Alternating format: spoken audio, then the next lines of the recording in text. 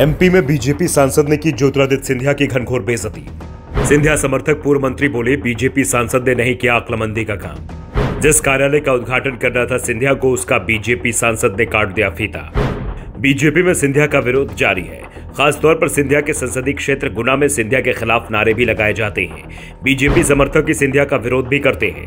हालात ये हैं कि पार्टी के ही अंदरूनी सर्वे में साफ हुआ है कि पार्टी के अधिकांश कार्यकर्ता चाहते हैं कि गुना से सिंधिया को टिकट ना दिया जाए, लेकिन ज्योतिरादित्य सिंधिया गुना से ही टिकट मांग रहे हैं। लेकिन अब जो कुछ हुआ है उससे सिंधिया समर्थक भी हैरान है, क्योंकि बीजेपी सांसद ने ही सिंधिया की घनघोर बेइज्जती कर दी है।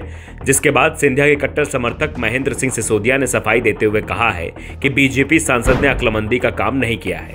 उन्हें पार्टी की मर्यादा का ख्याल रखना चाहिए था। लेकिन जो कुछ भी हुआ है उससे एक बात तो साफ हो गई है कि अगर सिंधिया गुना से फिर से चुनाव लड़ते हैं तो उनकी हार लगभग तय दिखाई दे रही है।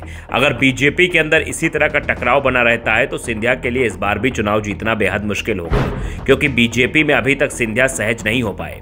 दरअसल गुना में पासपोर्ट सेवा केंद्र का उद्घाटन होना था। 3 मार्च को इसका उद्घाटन ज्योतिरादित्य सिंधिया को करना था, लेकिन गुना से बीजेपी के सांसद केपी यादव ने उसका उद्घाटन पहले ही कर दिया। वो अचानक से पासपोर्ट सेवा केंद्र पहुंचे। अपने साथ नारियल, पंडित और फीता, कैंची और पूजा का सामान भी लाए थे, जहां उन्होंने नारियल फोड़कर पासपोर्ट सेवा केंद्र का उद्घाटन कर दिया।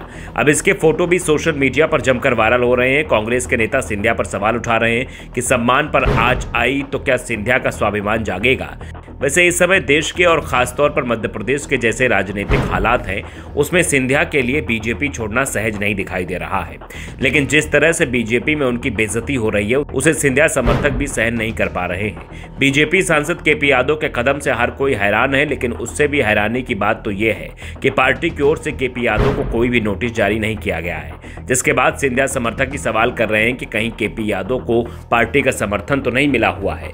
वैसे भी कहा जा रहा है कि बीजेपी गुना से सिंधिया की जगह केपी यादव को ही टिकट देने की तैयारी कर रही है।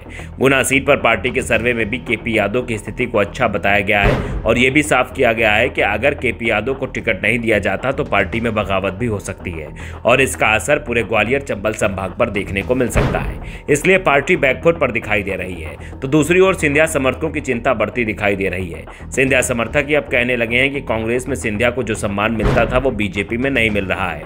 कांग्रेस में होते तो सिंधिया का टिकट तो तय ही था। उनकी सिफारिश में कम से कम आधा दर्जन लोगों को कांग्रेस लोकसभा का टिकट दे देती, लेकिन बीजेपी में समर्थक की बात तो दूर, सिंधिया का ही टिकट तय होता नहीं दिखाई दे रहा है। सिंधिया समर्थक ये बात मान रहे हैं कि महाराज ये किसी भी समर्थक को बीजेपी लोकसभा का टिकट नहीं देगी, इसलिए सिंधिया ने भी अपने समर्थकों को इसे लेकर कोई आश्वासन नहीं दिया है। फिलहाल तो सिंधिया के बारे में कहा जा रहा है कि वो उज्जैन से चुनाव लड़ सकते हैं और इसके लिए वो मोहन यादव के संपर्क में है।